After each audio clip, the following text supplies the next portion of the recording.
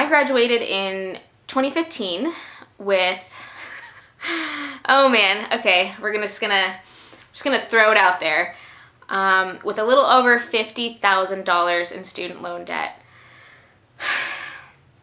I said it. Hey everyone, welcome back. If you're new here, my name is Arwen and I'm an occupational therapist sharing my personal and professional life with y'all in the hopes that you might learn something or at the very least be entertained. Today I'm going to talk about something that's actually really personal, and that is money and student loans. I actually filmed this video last week and did not like it at all, so I am refilming it today. Imagine you need to borrow $100 and your friend loans you the $100. And because you're really strapped for cash, you make an agreement that you're gonna pay him $2 a month for the next year, and for how many years after that in order to repay the $100. So the first year goes by, you've paid $2 a month, which totals $24. And your friend comes to you and says, hey, I know you've given me $24 this past year, $2 a month, but you still actually owe me $94. And you're like, whoa, whoa, whoa, whoa, whoa. I gave you $24, therefore I should owe you $76. And your friend's like, well, I decided to keep some of the money for myself as a fee for me loaning you the money.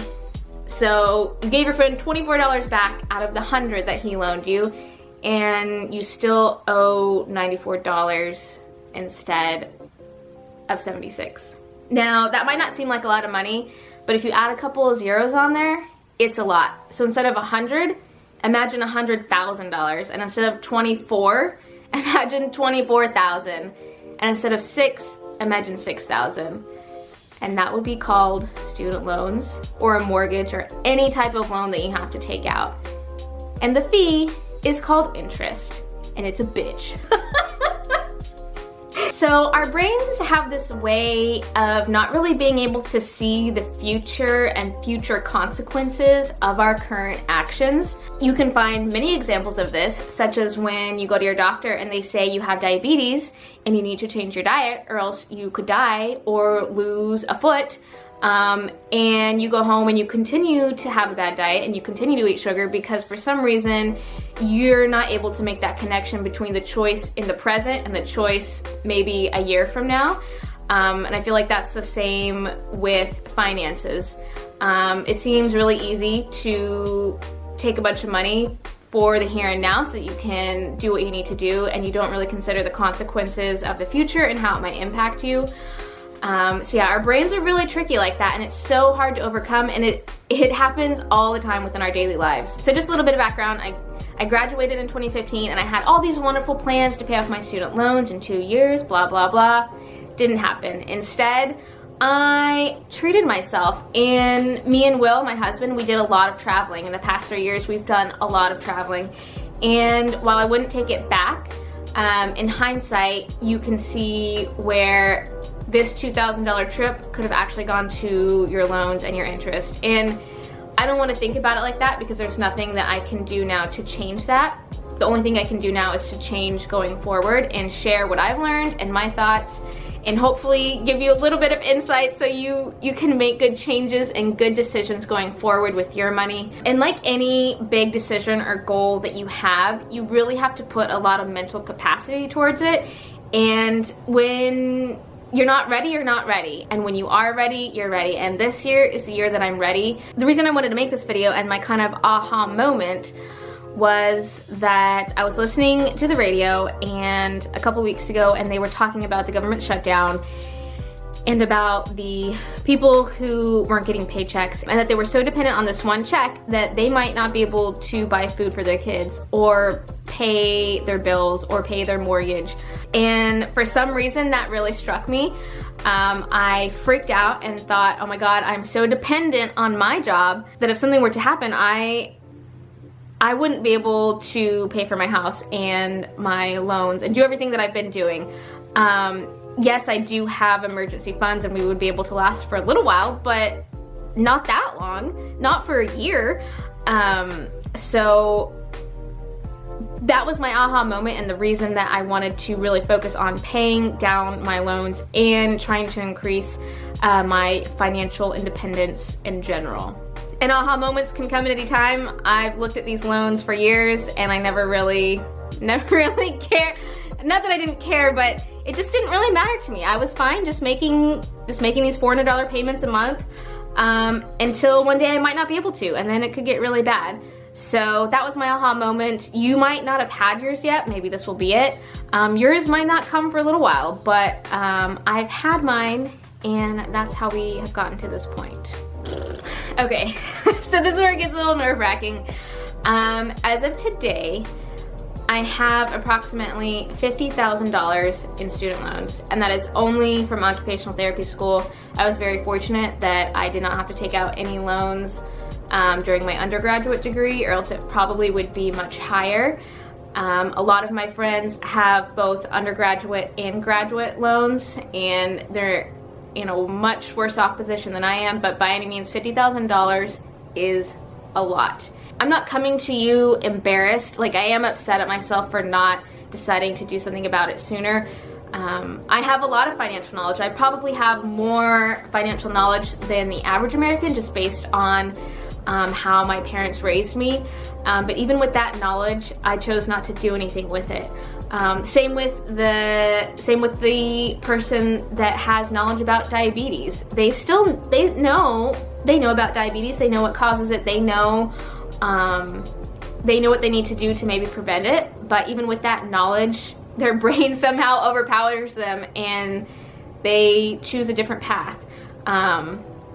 So yes, as of January 2019, I have approximately $50,000 in student loans. And again, I'm not coming to you embarrassed. I'm mostly coming to you angry at myself and angry at the system itself. You should be extremely angry that the government is giving people student loans in crazy amounts with crazy, absurd interest rates, and these people don't have the capability to pay it off. I was thinking about this the other day, and I imagined myself as like a 20-year-old going to a bank and saying, hey, I'd like a loan for $20,000. They're like, do you have a job? No, I'm a student. But I might have a job in 4 years and I might be able to pay it off. They're like, great, we'll give you $20,000 with a 7% interest rate. And you're like, okay. And it's like, whoa. You're about to give someone $20,000 who doesn't have a job and who may or may not have a job in 4 years, and you think that they're gonna be able to pay you back? Like, that's just crazy. Now I'm just rambling, but I just really wanted to get this out in the open, share my thoughts with you, about this whole situation. I also wanted to document it and document my journey so that I could hold myself accountable and maybe help one other person out there. As a medical professional, I know I'm not alone. There's doctors, nurses, physical therapists, PAs. Anyone in the medical field most likely has student loan debt.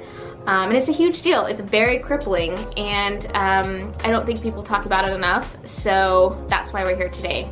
So I wanted to show y'all one of my student loans, the one that I hope to pay down this year and get rid of completely. The original loan was for $7,338. As of right now, I owe $6,037, and that is after paying since 2015. So that's about 3 years of payments, and it's gone down $1,000. If that's not depressing, I don't know what is. If I were to continue on this path, I would pay it off in the year 2026 with the grand total of paying $9,659. So I would be paying $3,000 more than I actually took out. Fun stuff. My goal this year is to pay that loan off completely and then continue to apply whatever I've been paying to the next loan and the next loan. And I really hope to document that with y'all. I haven't quite figured out if I'll do it monthly or like every couple months. And who knows, like, life may get in the way and I could come here next year and be like, hey, I've only paid $1,000 off. You know, like, anything could happen, but I do want to document this and I do want to share it with y'all because it's real life. It's real. There's millions of people, and if it's not student loans, it's credit card debt, and it's the same exact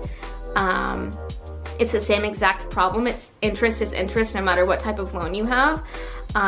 So I really just wanted to share this with those who are willing to watch. So that's where we're at. I don't know if this is a warning or if this is encouragement for any of y'all. I know that a lot of y'all that are watching right now are either in undergraduate thinking about going to OT school or going to any type of like secondary school or even in high school, and so you're preparing now for college. So I just want y'all to think about what it actually means to take out this amount of money. And the other thing I wanted to talk to you about is that this is nobody's fault but my own. Even though I'm angry, and I'm angry that the interest rates are high, nobody else is going to fix this problem but me. This is my responsibility. This is my loan. I made the decision to take this money out, and it is my responsibility to pay it off. And I think that that's something that a lot of people choose to ignore or try to avoid, is that personal responsibility, that no one else can fix this problem except for them, either by saving more, figuring out ways to earn more money, but really it's up to you. And I know that might be depressing, but you need to take personal responsibility and stop blaming, stop blaming the government, stop blaming the people that gave you that loan, because it is what it is, and that's where we are. So with that awareness of personal responsibility, I would highly, highly recommend that you read this book. I read this book this week. It is called Rich Dad, Poor Dad. Sorry about the glare. Sorry to interrupt, but I wanted to come back really quick and just say, if you don't take anything else away from this video except reading this book, I'll be happy. Please, please, please read this book. It's just gonna change the way you think about money and making your money work for you instead of just only working for money. So just wanted to interject really quick and say, please read the book. I think it'll change a lot of your perspectives. Also, it says this is the #1 personal finance book of all time. So obviously I'm not lying to you, okay? I didn't make this up. Okay, back to the video. I think that's everything I wanted to say. I'm sorry if it was a little bit scattered, but I really just wanted this to be an open conversation about what's happening here. I really just wanted this to be an open discussion and conversation about student loans and money. What is happening? Just know that if you're in the same situation, you are not alone. Trust me, lots of people are in debt, and lots of people try and hide it by buying fancy cars and other things, and you would have no idea. But a lot of people are in the same situation. Some people might not think that it's a good idea for me to make this video, and trust me, I debated a lot whether or not I was gonna make it, but I think in the end it'll be good for me and hopefully good for y'all. So thank you so much for watching. I will see y'all in the next video. Bye.